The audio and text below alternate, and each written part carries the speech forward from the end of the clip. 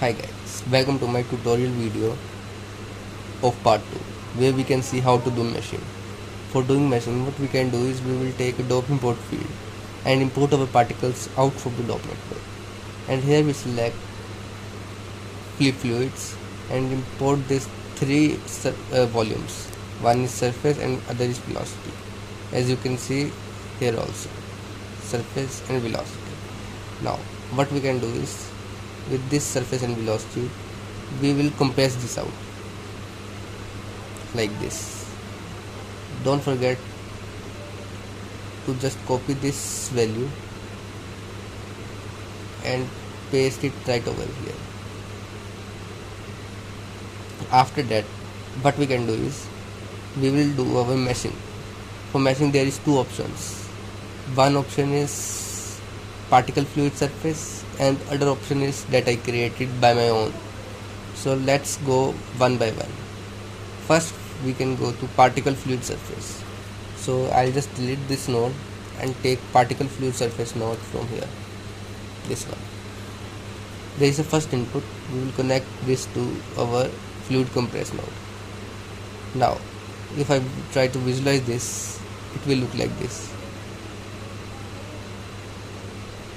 as you can see. Now what we can do is there are a lot of options right over here, properties. So there is a particle separation properties. You can just go to this ocean source, copy this and paste this right over here. Similarly, what you can do is go inside the filtering tab, just enable this dilate option from here and little bit of smoothing option from here. This will smooth your mesh, as you can see. Now what dilate can do is actually it will dilate your mesh towards outwards little bit. More the value, more it will dilate towards outwards. Now what you can do is after doing this, we want only the upper part of the meshing. We don't want this whole part which is going downwards, because it will cause heaviness and we don't want such a heavy meshing. So what we can do is we will clip this off. For clipping this off, what we can do is we will create a mask. For that what we can do is there is a regions tab. Just go inside the regions tab. There is a bounding box option. Just click on the bounding box. Now it will take some time.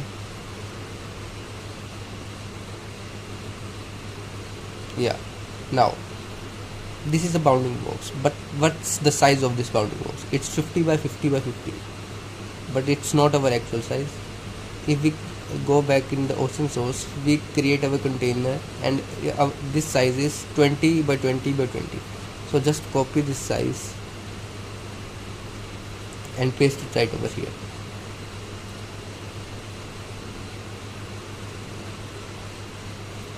Now you can see most of the part is clipped. Now similarly we will go here and just copy the center and paste it right over here. It will take some time. As you can see, now most of the bottom part is chopped off. That's what we want, because we want only the top part, because the camera is from here and we can see only the top part, not the bottom part. So now we will left only with our bottom part or top part, and if we go inside the middle of the seam and see how it looks,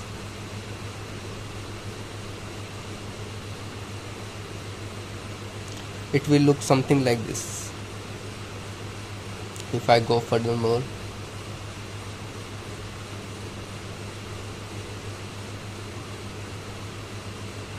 yeah, you can see.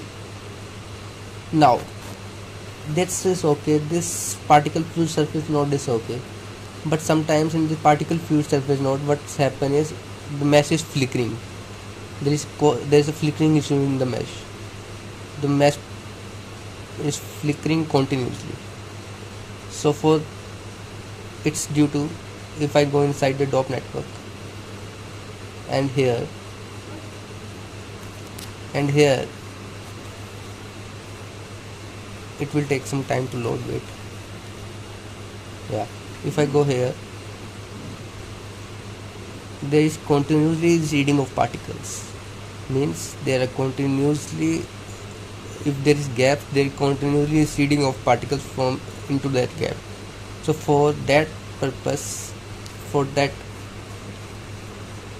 cause, we will get flickering in the mesh. So for that cause, we will get flickering in the mesh. So now for moving that flickering, we will not use this particle fluid surface node. Instead of this, I'll create my own surface node. Now let's have a look what is going inside this node.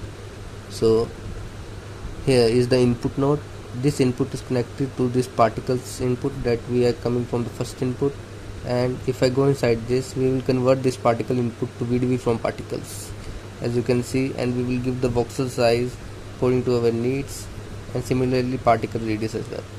And then we take VDB shape HDF node, as you can see, and we will choose the operation close right over here and give the offset to around 2. Now again we take VDB shape node, and now this time we will choose the operation dilate. We will dilate the mesh outwards. Now again we will take V shape node, and we will do little bit erode as well, as you can see. Now what you can do is we will take VDB smooth node to smooth the mesh out, as you can see. Now this is the particles that we're going to be done. Now in the second we will take the compressed fluid, as you can see. After that we go inside, and we will combine this with the upcoming particles VDB. So after combining this, it will look like this, as you can see. Now we union this operation. This will look like this. Now we don't want this bottom part, as you can see, so we will mask this out as this look like this.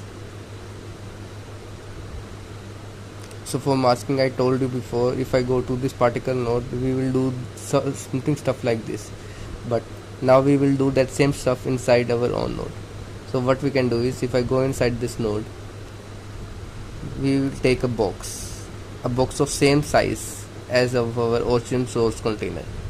We will just copy this parameter from ocean source container and paste it right over here, and we will then convert this to VDB from polygons. This will look like this, and in the VDB convert node there is a third input called VDB mask. So we will attach this input to third input, and after attaching this to third input, it will look like this. Now you can see the part is clipped out, and the part that we need is only left with that part only. Now this is the VDB combine. We combine these two particles VDB and the compressed VDBs together, and then we do mask from this box that we set the container size, and that's it. Custom made meshing node, and this is inbuilt meshing node. The process of both are same, but the only difference is in this one there is mesh flickering, but in this one there is no mesh flickering. Now after that, what we can do is we will take a normal node and attach to this output, as you can see. Now this is our normal node, as we can see, you can attach, and after that we will smooth this mesh out a little bit more with the smooth node, as you can see. Now as we want to visualize this mesh on the basis of wireframe, so just turn on the wireframe on, as you can see. Now what we can do is we want to select the edges of this mesh, so that later on we can extrude this out. For selecting the edges, what we can do is we will take one group node, as you can see. Now we can select the unshared edges. As you can see at the bottom, there is an unshared edges option. You can tick this out. After that, what we can do is we will take a poly extrude node and select the group, as you can see, and extrude little bit out, as you can see. This will look like this. Now You can see there's extrusion of 8 and transform extrusion front is on. This will look like this. Now, as you can see, now we will take a polyfill node. This will fill the back part of this extruded, like we will select single polygon, and as you can see it will fill this out. Now this is our top part and this is our volume part that we create volume from, and this is our top part of the ocean. Now what I can do is, if I just go outside, I'll call that upper part of the ocean right over here. As you can see, we will render this out with different shaders separately. Now this is our top part and this is our bottom part, as you can see. Now you can see there is a volume that we created out of this object, this geometry. We created volume from VDV from polygons, as you can see, and we will render this volume with Redshift later on with this material. We will discuss about this material in later material classes. Now I assign this material to this. Now after that, what we can do is, we will just go out. Our two layers are ready. One is water layer, upper layer, and there is our bottom layer, which is our volume layer. So now let's